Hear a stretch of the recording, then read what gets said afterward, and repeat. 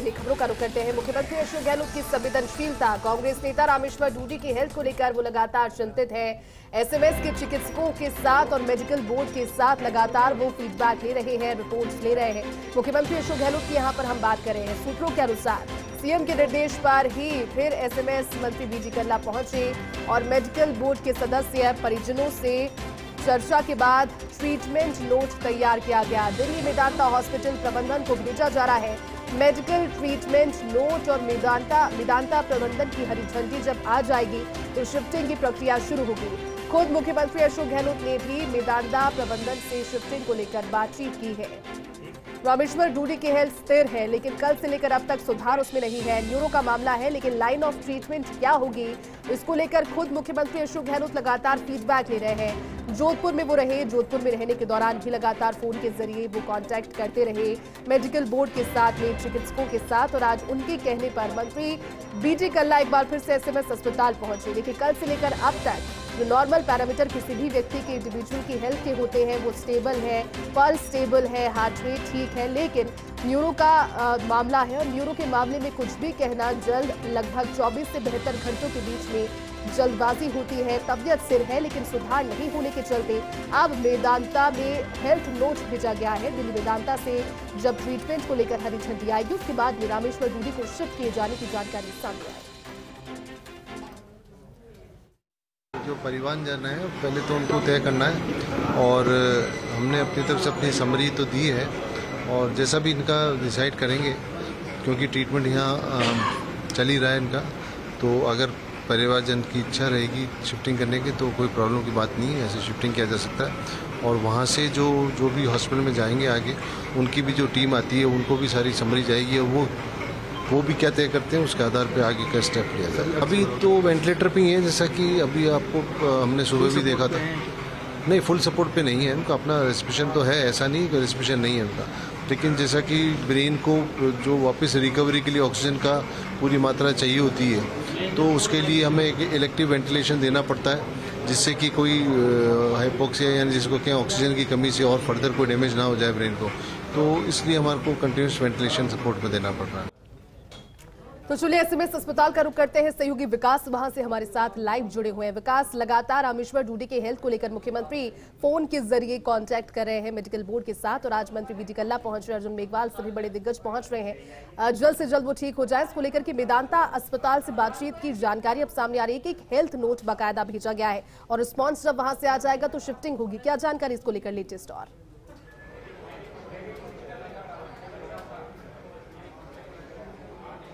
और देखिए जयती, बिल्कुल एसएमएस अस्पताल के अंदर तमाम जो तैयारियां हैं शिफ्टिंग को लेकर वो शुरू कर दी गई है, क्योंकि जो डूडी हैं उनकी तबीयत जो है जैसे स्थिर बनी हुई है, तो ऐसे में अब जो हायर सेंटर पर ले जाने की बात की जा रही है। उसी बीच में आपको पहले ताज़ा अपडेट दे दूं, केंद्रीय मंत्री अर्जुन राम मेघवाल जो हैं वो एसएमएस अस्पताल पहुंचे और यहाँ पहुंच करके उन्होंने कुछ ही देर पहले अंदर आईसीयू के अंदर इस वक्त केंद्रीय मंत्री अर्जुन राम मेघवाल मौजूद है, वहाँ पर वो चिकित्सकों से और साथ में परिजनों से बातचीत करके और रामेश्वर डूडी जो है उनकी हेल्थ अपडेट ले रहे हैं, उनकी हेल्थ के बारे में जानकारी ले रहे हैं। इसके साथ में दूसरी तरफ आप देखिए पूरे परिजन जो हैं, साथ में उनके जो प्रदेश भर से जो एसएमएस अस्पताल में पहुंचे हुए जो उनके शुभचिंतक है वो सभी लोग उनके हेल्थ को लेकर के पल पल की अपडेट आईसीयू के ठीक बाहर मौजूद हैं और ये सभी लोग पल पल की अपडेट जो है ले रहे हैं मीडिया के माध्यम से, फर्स्ट इंडिया के माध्यम से, साथ में चिकित्सक जो बातचीत कर रहे हैं मीडिया से उनके माध्यम से पल पल की अपडेट ले रहे हैं। अभी अगर आज की बात करूं मैं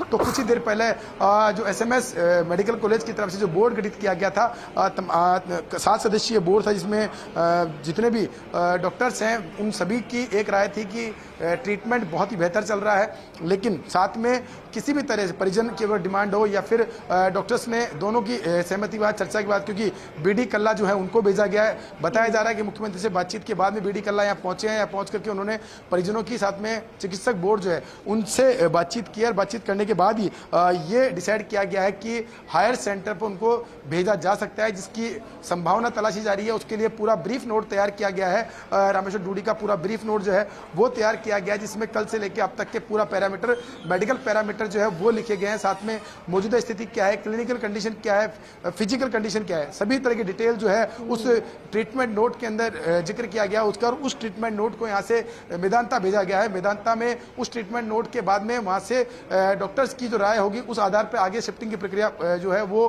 की जा सकती है। अभी परिजनों की सहमति के बाद ही ये पूरी प्रक्रिया अपनाई गई है।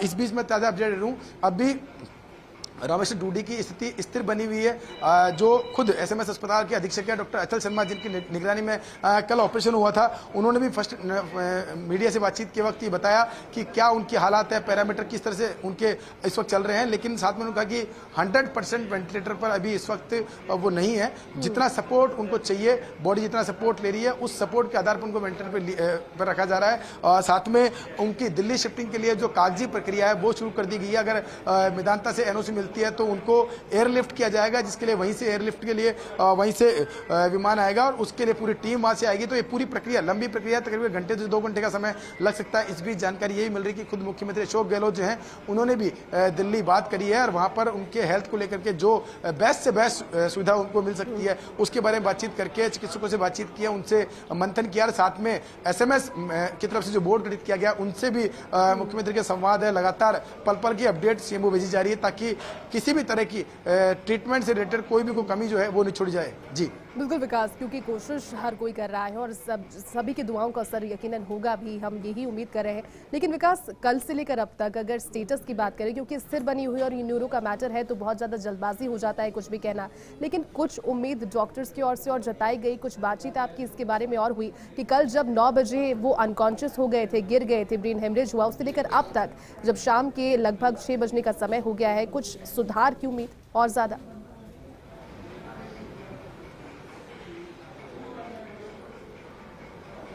देखिए जयती, मैं आपको अपडेट कर दूं, न्यूरो के केस में और कार्डियो के केस में अंतर होता है। अगर कार्डियोलॉजी की बात करते हैं तो पेशेंट बहुत जल्दी रिकवर करता है, मान लीजिए 1 से 2 दिन के अंदर रिकवरी की कंडीशन में आ जाता है, रेस्पॉन्ड की कंडीशन में आ जाता है।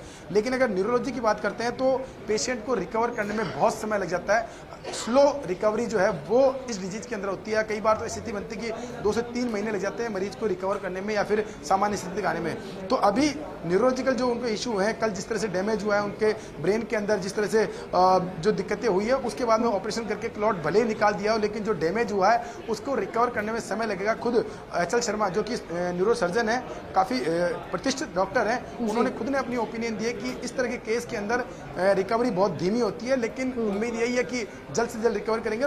पेशेंट टू पेशेंट ये वेरी करता है कि कितनी रिकवरी हो पाती है। कई पेशेंट ऐसे होते हैं जो बहुत जल्दी रिकवर कर पाते हैं, लेकिन इनके केस के अंदर मल्टीपल इश्यूज भी हैं। वो खुद कार्डिक पेशेंट है, उसके अलावा रूमेटोलॉजिस्ट की उनको दिक्कत है, उसके अलावा उनको और अलग अलग तरह की दिक्कतें भी हैं, जिसके चलते अब पूरा बोर्ड बनाया गया। और उस बोर्ड के अंदर आप देखिए, उस बोर्ड के अंदर जो डॉक्टर शामिल किए गए वो neurology, neuro surgery, cardiology, rheumatology, ये सभी जो विशेषज्ञ हैं उनके टीम जो है उनको इस टीम में शामिल किया गया और उन्हीं की देखरेख में पूरा ट्रीटमेंट चल रहा है। ट्रीटमेंट बहुत बेहतर ट्रीटमेंट की बात कही जा रही है, पूरा बेहतर ट्रीटमेंट चल रहा है। हर तरह का प्रोटोकॉल जो है वो उसका फॉलो किया जा रहा है। लेकिन फिर भी अगर परिजन चाहते हैं, परिजनों की इच्छा है कि हायर सेंटर पर, क्योंकि देखिए जब ऐसी स्थिति बनती है तो हायर सेंटर के लिए की भी डिमांड आती है कि हायर सेंटर पर ले जाया जाए, हायर सेंटर से सेकंड ओपिनियन लिया जाए, क्योंकि ये एक अधिकार है, राइट्स है परिजनों का भी। और वो इसके चलते पूरे उसको इसी के चलते दिल्ली में बातचीत की गई है और वहाँ ब्रीफ नोट भेजा गया है। मेडिकल ट्रीटमेंट का पूरा